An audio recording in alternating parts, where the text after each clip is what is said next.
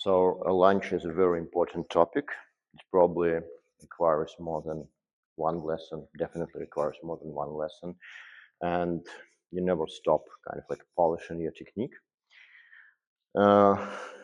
Most military saber treaties, Hutton in particular, recommend making lunge not too deep in order to be able to recover from the lunge. And that's probably a very important part of the lunge. The ability to recover from it might be even more important than the lunge itself. So we'll start from recovering from the lunge. So let's say you are in a fencing position, and just imagine you are trying to reach your opponent. Yeah. So you are going with an attack, and then you need to compensate this attack in order to keep your balance. So you're making a step, but you keep your back foot at place. So this is a lunge position. You can balance yourself with your back arm. That kind of gives you a little bit better balance. So you're in a lunge position. And then you are recovering into your fencing position. And the important thing is that you don't just go up. You go back, you make your knee softer, so you're getting back into your fencing position. Leaning forward, stepping, and then going back. Leaning forward, stepping, and then going back. Forward, stepping, going back. You can make it slow and controllable. You can make it more explosive. Yeah, but the goal is to recover into your basic fencing position. So that could be your exercise number one, just making like, I don't know, 20 of those lunge recoveries.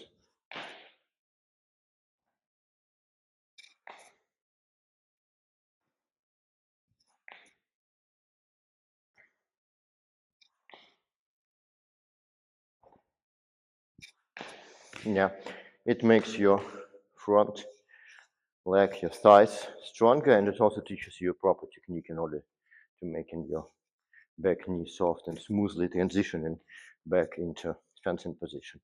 So this is exercise number one. Exercise number two are lunges per se. The most important thing here is that you're going with your attack first.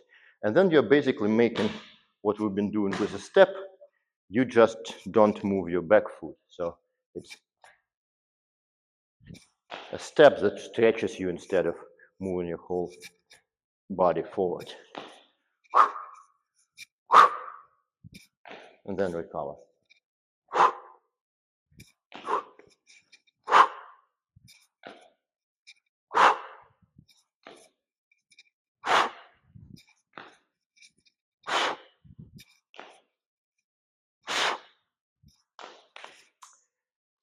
You'll see a lot of lunges in competitive HEMA where there is no such perfect transition of your arm goes first and then your leg follows, because sometimes you're acting in a context that your opponent knows what you're going to do.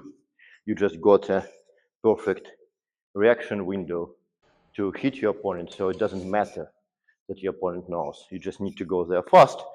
Then those things are connected, kind of like overlapping, and that's okay. But because sending your arm, your weapon, first is one of the counterintuitive things in fencing, it's better to learn it this way, and then you'll naturally, very easily transition into like, pow, smooth, simultaneous lunge when you just need to hit the target and you don't care about masking your intentions or protecting yourself, for example, if your opponent's sword is far away. So that's thing number two.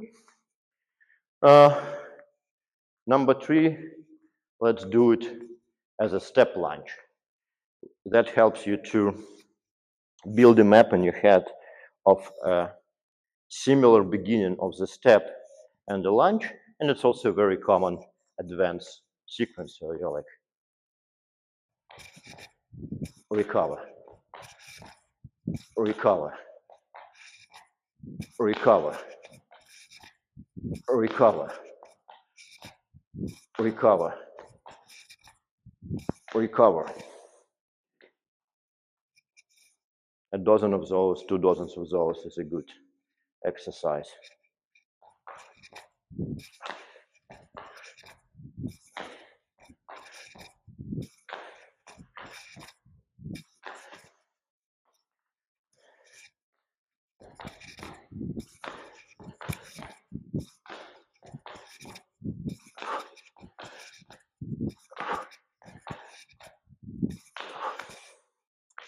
Yeah, so that's exercise number 3, step lunge.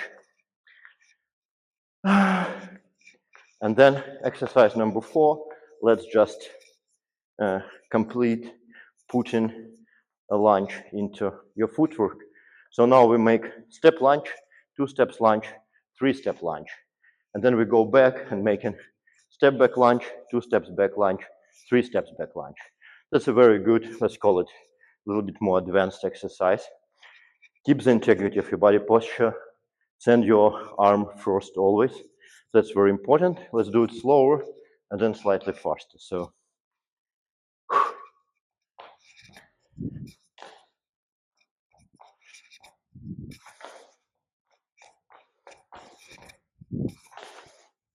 and back.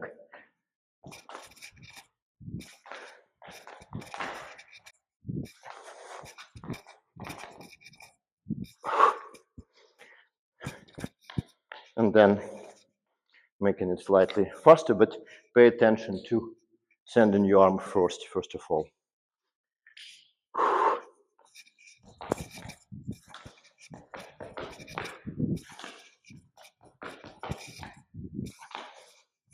And then back.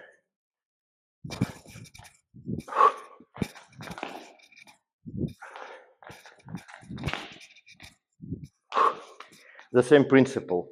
Your arm goes first, and then you lunge with the rest of your body and your front foot. Yeah, so those are 4 exercises. Recovery, simple lunge, 2 steps lunge, 3 steps lunge, and doing it backwards. That's more than enough to build a good foundation and a good understanding of how to make a lunge. A little bit extra in competitive HEMA footage in Olympic fencing. You'll see a lot of like people don't caring for going toes up, and they just kind of like jump with the front foot, and it's okay because sometimes you don't need to. So integrating a lunge into your footwork is a good tool to mask your intention. So when you're setting up an attack, it's like you're stepping, maybe now, bam! So the beginning of your lunge is the same as the beginning of your step. So your opponent doesn't know when it's going to happen. But when you say your opponent made a mistake, his blade is off the line, and you have a good tempo opening, but he's just like trying to run away. Sometimes you don't need to mask your intention, so you basically just need physicality and speed to reach your opponent, and then it goes as a bam without raising your toe, or sometimes it goes as a lunge, basically a lunge which has an element of push from your back foot that sends you further. And you also see a lot of like simultaneous moves of the arm and the leg. Sometimes it's just a mistake, and sometimes it's just because it doesn't matter. Because let's say, ooh, something happened, my opponent just missed me, and I have a open target, so I can just I just need to reach the target. Then it doesn't matter, and the arm and the leg can go simultaneously, but it is basically sends a signal that you're attacking earlier. So if it matters, it's very important to send your arm first. It also protects you from a possible riposte or return if your opponent is ready for that. If your opponent is not ready, it's just a way to cover the distance. Just for you not to be confused. But sending your arm first, keeping it in your head, and making it your like default option is very important because it helps you to make a lunge as an attack, setting it up properly and delivering the hit. Get ready.